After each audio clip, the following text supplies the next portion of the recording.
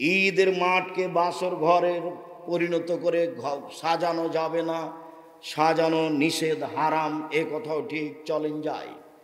আব্দুল ইবনে উমর রাদিয়াল্লাহু তাআলা আনহু বলেন, আল্লাহর নবী ঈদের দিনে বের হতেন মাসিয়ান, পায়ে হেঁটে, ওয়ারজো মাসিয়ান, ফিরে আসতেন পায়ে হেঁটে। পায়ে হেঁটে যাওয়া ভালো, পায়ে হেঁটে আসা ভালো, সাথে সাথে বাহনে চড়ে যাওয়া যায় আমরা হারাম মনে করি না, তবে পায়ে হেঁটে যাওয়া ভালো, পায়ে হেঁটে আসা ভালো। আনাস রাদিয়াল্লাহু তাআলা আনহু বলেন, কানান নবী সাল্লাল্লাহু আলাইহি ওয়া সাল্লাম কানা ঈদান খালাফাত তরিকা, ঈদের দিনে আল্লাহ রাসূল রাস্তা পরিবর্তন করতেন, এক রাস্তায় আসতেন, এক রাস্তায় যেতেন। এটাও সুন্নাত, ঈদের দিনের ধারাবাহিক বাড়ি থেকে সুন্নাত চালু হচ্ছে। এক রাস্তা দিয়ে যাওয়া আর এক রাস্তা দিয়ে আসা, পায়ে হেঁটে যাওয়া, পায়ে হেঁটে আসা। এরপরে বলা হচ্ছে তুহমাল আনাজাত বাইনা ইয়াদাই নবী সাল্লাল্লাহু আলাইহি ওয়াসাল্লাম ফালাম্মা বালাগাল মুসাল্লা, রাসূলের সামনে দিয়ে একটা ওই সূত্রা, যেটা সালাত শুরু করলে তার আগে খাড়ো করা হয়, সূত্রা নিয়ে যাওয়া হতো।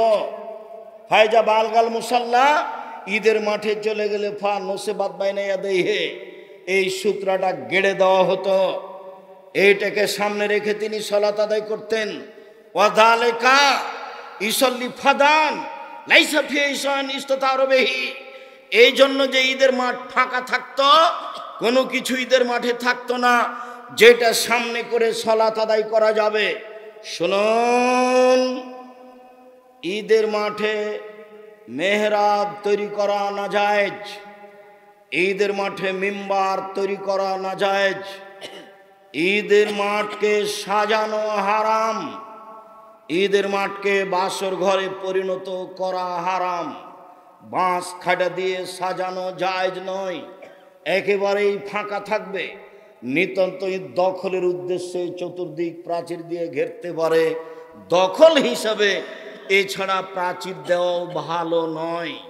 আল্লাহর নবী মসজিদে নববীর উপর দিয়ে হেঁটে এসে তিনি মাঠে ঈদের সালাত আদায় করতেন। আপনারা খুব ভালোভাবে জানেন, মসজিদ নববীতে 2 রাকাত সালাত আদায় করলে অন্য মসজিদে 2 রাকাত সালাত আদায় করলে তার চেয়ে 1000 গুণ বেশি নেকি হবে।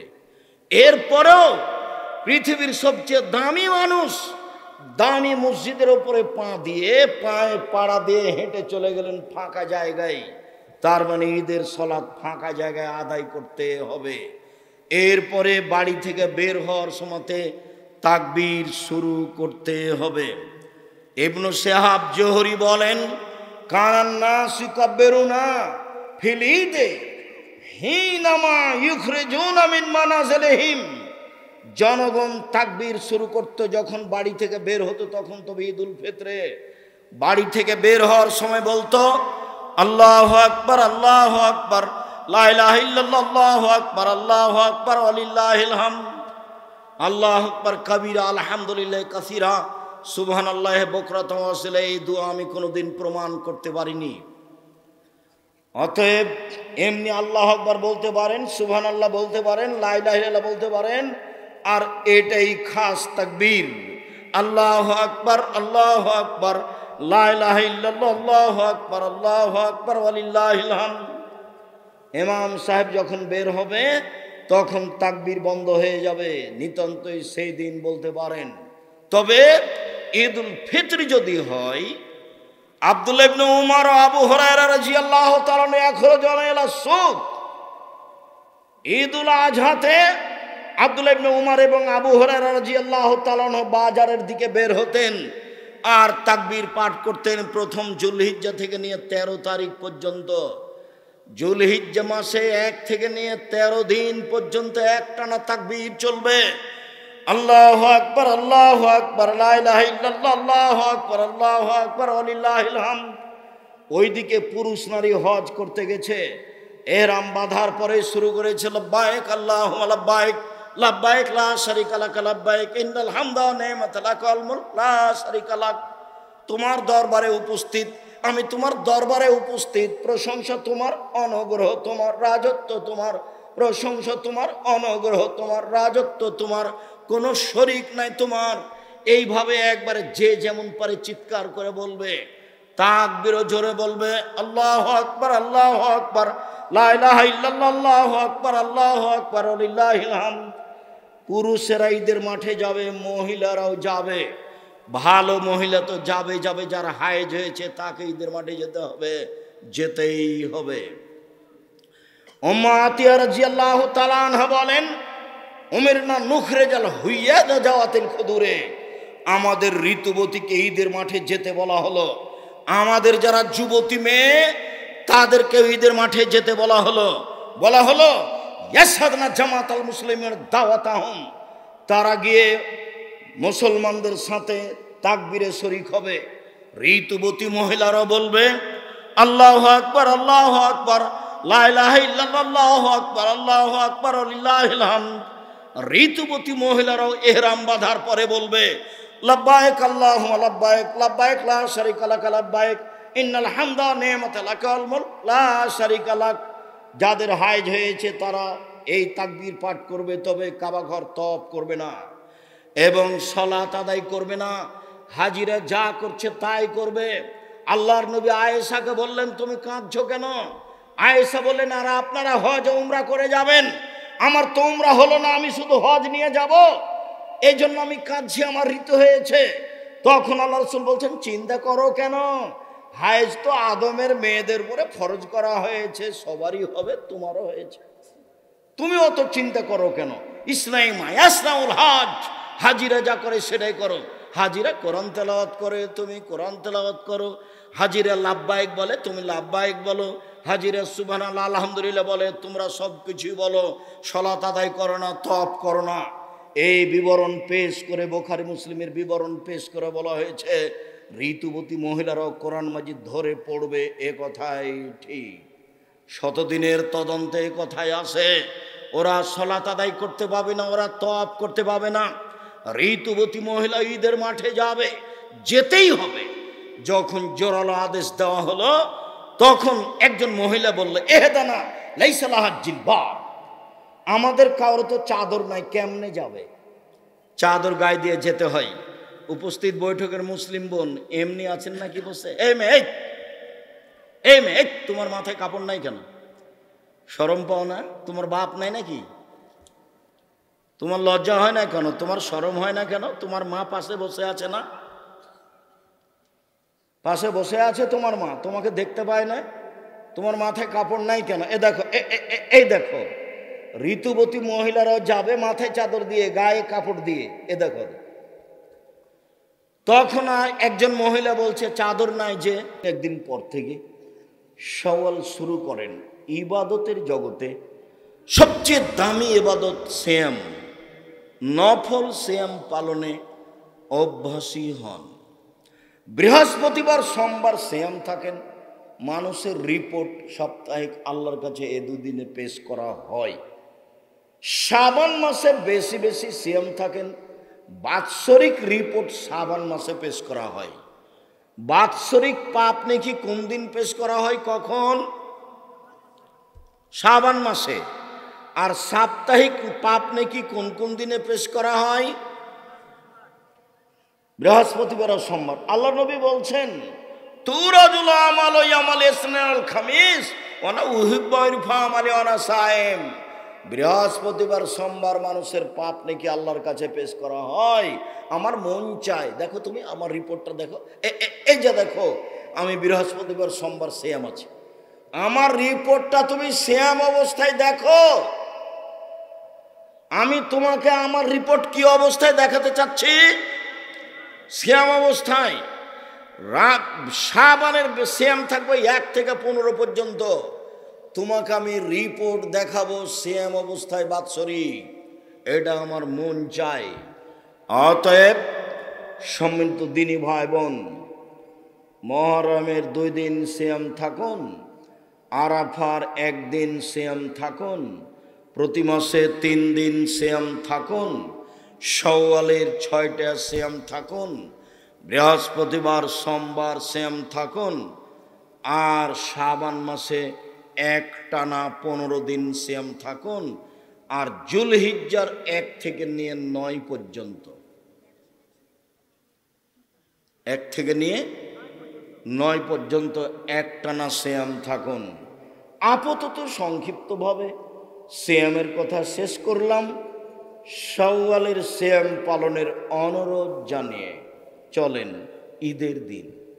ঈদের দিন সকালে কি করতে হবে? আমি আমার দিনী বন্ধুর কথাটাকে শেষ করে নিই। বেশি কথা নয়, অল্প। মক্তব চালু করতে হবে দেশ জুড়ে, এ কথাই ঠিক। আমি বাসা থেকে বের হয়ে মসজিদে যাই, পাশে আম গাছের নিচে গাড়ি দাঁড়িয়ে আছে, তো গাড়ির গায়ে লেখা আছে আদ-দাওয়া ইলাল্লাহ। আমি এটা বুঝতে পারি না, কয়েকদিন দেখলাম গাড়ির গায়ে লেখা আছে আদ-দাওয়া ইলাল্লাহ। তা আমি এক সময় বলছি, আব্বু গাড়ির গায়ে লেখা আছে আদ-দাওয়া ইলাল্লাহ, এটা কি? তখন আমাকে বলছে, আব্বু আপনাকে তো প্রায় 30 বছর যাবৎ বক্তব্য দিতে দেখলাম, 30 বছর যাবৎ, 30-32, আর আমিও পৃথিবীর বিভিন্ন দেশ ঘুরলাম। তাতে আমি বুঝলাম যে ইহুদি আর খ্রিস্টান বিদ্যা বেচে খায়, বুদ্ধি বেচে খায়, কলা কৌশল দিয়ে দেশ দখল করে। সারা ভারত, বাংলাদেশ, পাকিস্তান দখল করেছে, ভালো কিছু নিয়ে চলে গেছে। তো ওরা বিদ্যার বুদ্ধি বিক্রি করে খায়। পদ্মা সেতু বানালো, ওরা হলো ইঞ্জিনিয়ার আর আমরা হলাম কামলা।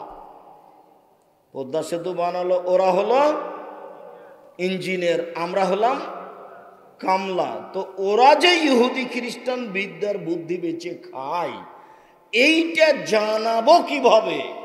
এইটা জানানোর জন্য চিন্তা ভাবনা করে সিদ্ধান্ত নিয়েছি, দেশ জুড়ে মক্তব চালু করব। মুসলমানের ছেলে মেয়েকে 100% আকিদা শিখাবো, কোরআন শিখাবো। আকিদা শিখাবো, কোরআন শিখাবো, ইনশাআল্লাহ সারা দেশ জুড়ে মক্তব চালু করব। এই সুবাদেই আমি বই লিখেছি, বই ছাপিয়েছি, সিলেবাস তৈরি করেছি, মক্তব চালু করেছি, মক্তবের ইমামের প্রশিক্ষণ চালু করেছি। আসবে ফ্রি, যাবে ফ্রি, খাবে ফ্রি, বই দেবো ফ্রি, এবং প্রশিক্ষণ নিবে।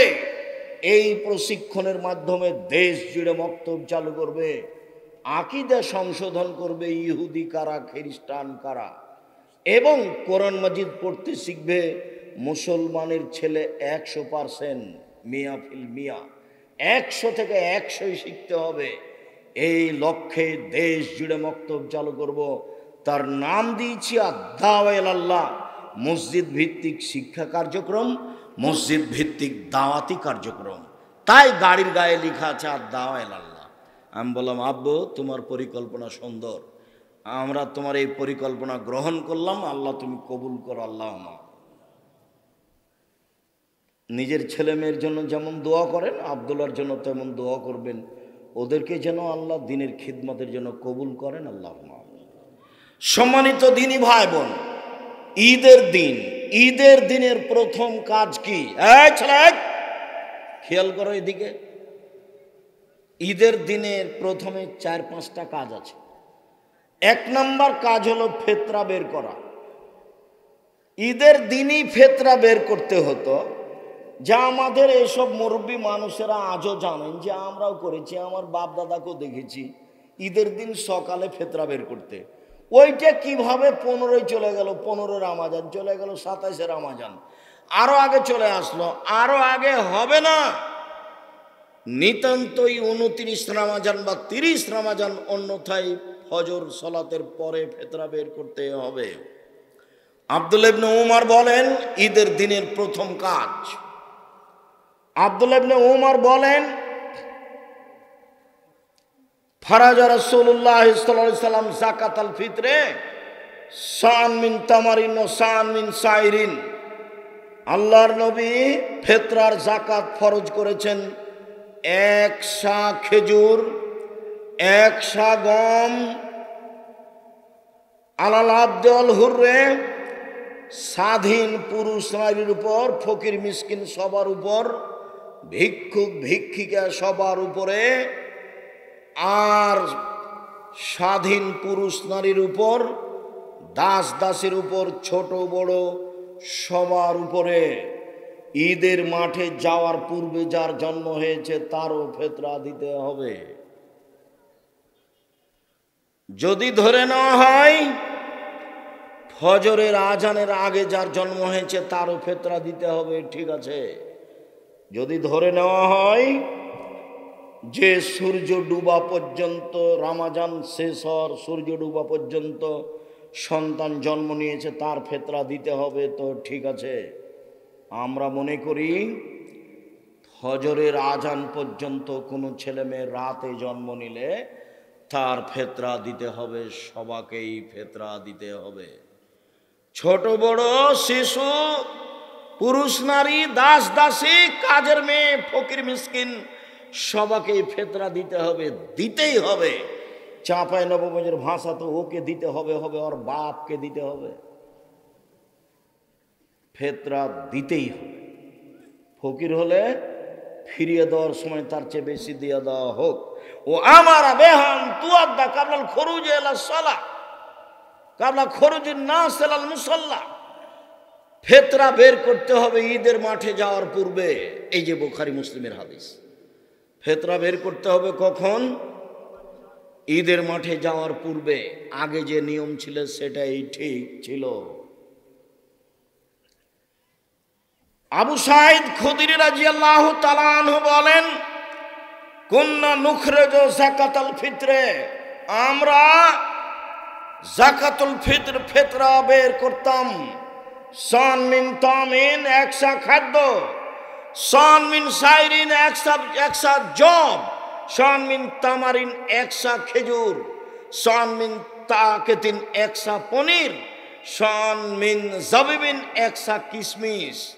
প্রথম শব্দ আছে খাদ্য, তার মানে পৃথিবীতে যারা যেখানে যা খায় সেটারই ফেতরা দিবে, খাদ্য শস্য।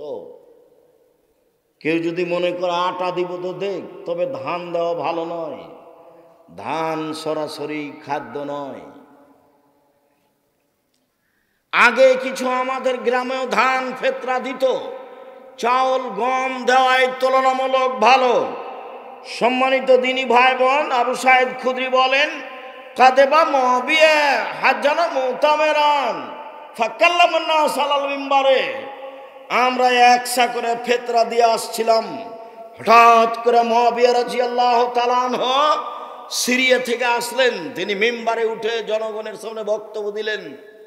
ফাকাল্লামা ফিমা কালামান নাস, সেদিন তিনি মানুষের সামনে যা বলেছিলেন, মানুষের সামনে সেদিন বক্তব্যে তিনি বলেছেন, ইন্নী আরা, আমি মুআবিয়া মনে করি, আন্না শাইন মিন সামারাই শাম তাদেলো শান মিন তামারিন, সিরিয়ার অর্ধশা গম মদিনার একশা খেজুরের সমান।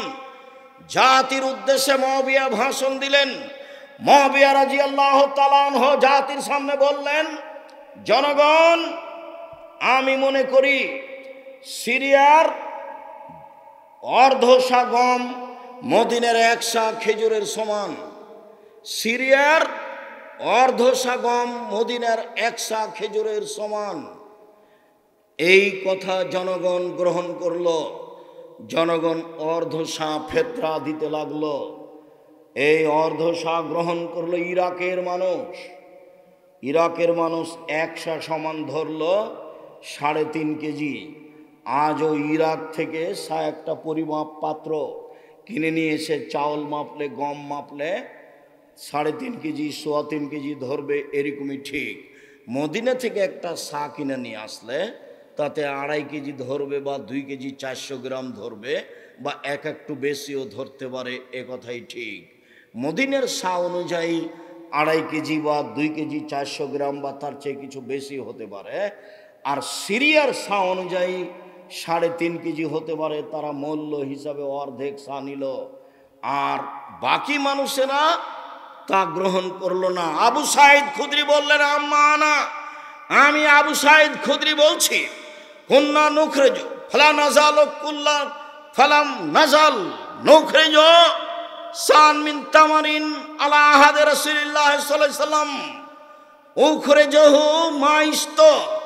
রাসূলের যুগে একসা শস্য ফেতরা বের করতাম, যতদিন বেঁচে থাকবো একসাই ফেতরা বের করব, কম করব না।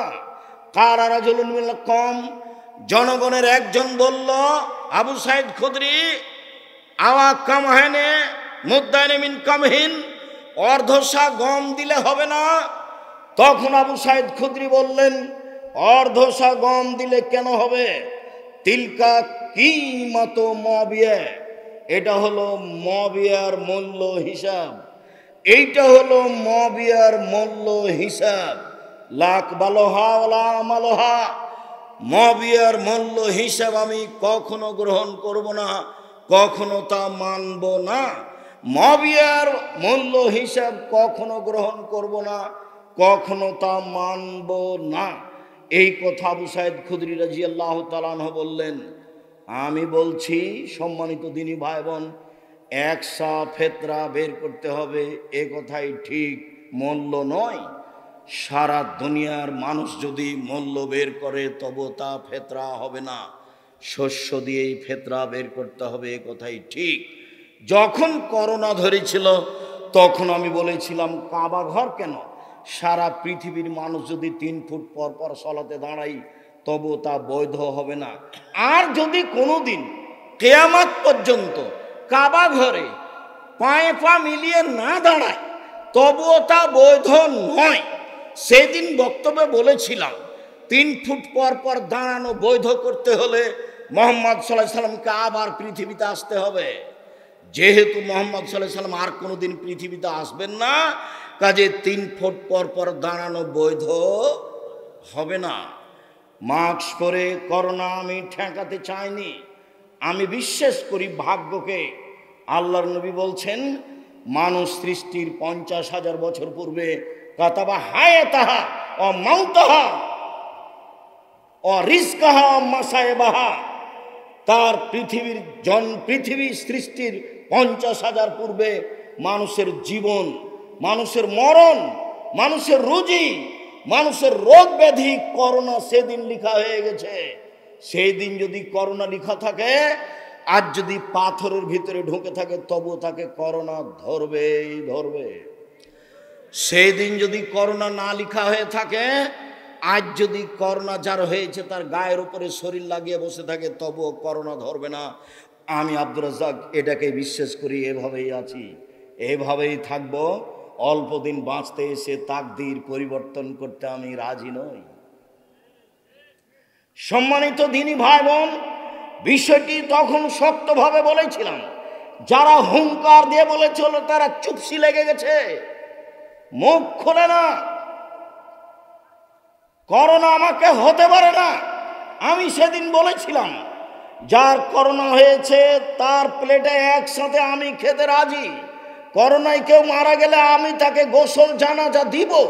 এতে যদি আমাকে করোনা ধরে আমি বলবো না ওর কারণে ধরেছে, আমি বলবো পৃথিবী সৃষ্টির 50,000 বছর পূর্বে আমার নামে করোনা লেখা হয়েছিল, সেই জন্য আজকে ধরেছে, এর কারণে ধরেনি। বহু ছেলে মেয়ে বাপের কাছে যায় না, স্ত্রী বা স্বামীর কাছে যায় না। আবার কেউ কেউ স্বামীর গায়ের সাথে আছে করোনার বিছানে, তাকে ধরে না। করোনার লোকটা খাওয়া দাওয়ার পরে যেটুকু বেঁচেছে ওইটুকু নিচে ফেলে দিয়েছে, ওইটুকু ফকিরে খাচ্ছে, ওকে করোনা ধরে না। আর আমি যখন করোনা রোগীকে দেখতে গেলাম তখন ওই লোকের ছেলে মেয়েরা বলছে, ওস্তাদ হুজুর আপনি আসেন না, হুজুর আপনি আসেন না, হুজুর আপনি আসেন না, হুজুর আপনি আসেন না, এইভাবে চিল্লাচিল্লি শুরু করে তার ছেলে মেয়ে। বলছে বলো কি তুমি? আমার অন্তরে ধাক্কা খায় না। তোমার বাপের গায়ে হাত দিয়ে আমি ঘন্টা যাবৎ বসে থাকবো, আমার অন্তরে ধাক্কা খেলে আমার ঈমান দুর্বল, এ কথাই ঠিক। আমার অন্তরে ধাক্কা খাবে না, এ কথাই ঠিক। আমি বলবো না তোমার বাপের কারণে আমার করোনা হয়েছে, আমার করোনা আগেই লেখা ছিল, সেই জন্য হয়েছে। সম্মানিত দিনী ভাই বোন, একসাই চূড়ান্ত।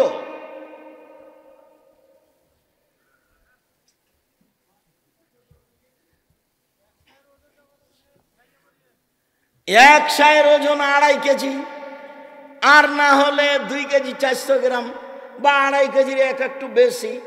এইখানে কি বলা আছে? 2.5 কেজি বলেছো তোমরা? ঠিক আছে, 2.5 কেজি, 2.5 কেজি এইটাই ঠিক আছে। তো একটু বেশি হিসাবে কেউ যদি 3 কেজি বলে তো ওটা যেভাবে আছে সেভাবেই করে, এটাই ওজনের মাপে ঠিক আছে। ওটা তো একটা পাত্র, নিয়ে এসে মাপলে ইরাকেরটা মাপলে বেশি হয়ে যাবে, আর মদিনার মাপলে কমে যাবে 19-20। সম্মানিত দিনী ভাই বোন, আবার বলে রাখছি, ঈদের দিনের প্রথম কাজ হলো, ঈদের দিনের দ্বিতীয় কাজ গোসল করতে হবে। আলী রাদিয়াল্লাহু তাআলা আনহুকে জিজ্ঞাসা করা হয়েছিল, তিনি বলেছিলেন সুন্দর, উত্তম গোসল করা জুমার দিন, উত্তম গোসল করা আরাফার দিন, উত্তম গোসল করা ঈদুল ফিতরের দিন, উত্তম গোসল করা ঈদুল আজহার দিন। দ্বিতীয় কাজ শেষ হলো। ঈদের দিনের তৃতীয় কাজ, ঈদের দিনের তৃতীয় কাজ, ঈদুল ফিতর হলে খেয়ে বের হতে হবে। বুরায়দা রাদিয়াল্লাহু তাআলা আনহু বলেন, আল্লাহর নবী ঈদুল ফিতরে আগে খেতেন, তারপরে ঈদের মাঠে যেতেন, আর ঈদুল আজহাতে এসে খেতেন। তাহলে ঈদুল ফিতরে খেয়ে যাওয়া সুন্নাত, আর ঈদুল আজহাতে এসে খাওয়া সুন্নাত।